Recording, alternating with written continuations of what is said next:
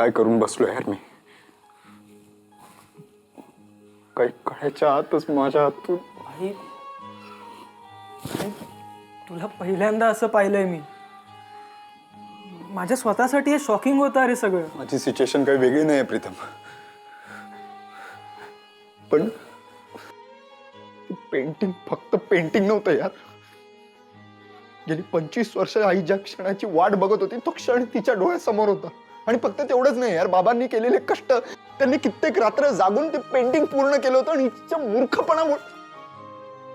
हो हे बघ, अरे मला माहिती आहे की जे झालं ते वाईटच झालं, पण तू जास्त हायपर झालास यार. आणि इनफॅक्ट अजूनही होतोयस. ते पेंटिंग जळताना बघून माझ्यावरच ताबा नाही राहिला यार. हो पण अरे कानाखाली. प्रीतम प्लीज, मला अजून जास्त गिल्ट देऊ नकोस. मला मान्य आहे मी चुकलोय. हे सगळं इतकं अचानक घडलं, ती वेळ.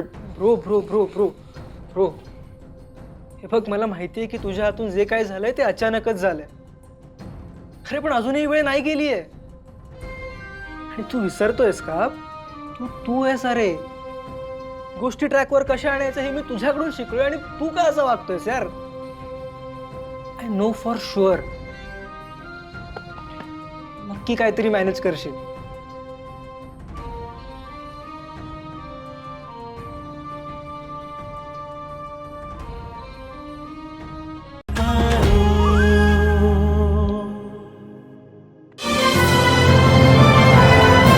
झी5 ॲप आजच डाउनलोड करा आणि आपल्या आवडत्या मालिकांचे भाग कधीही कुठेही पहा, ते सुद्धा अगदी मोफत.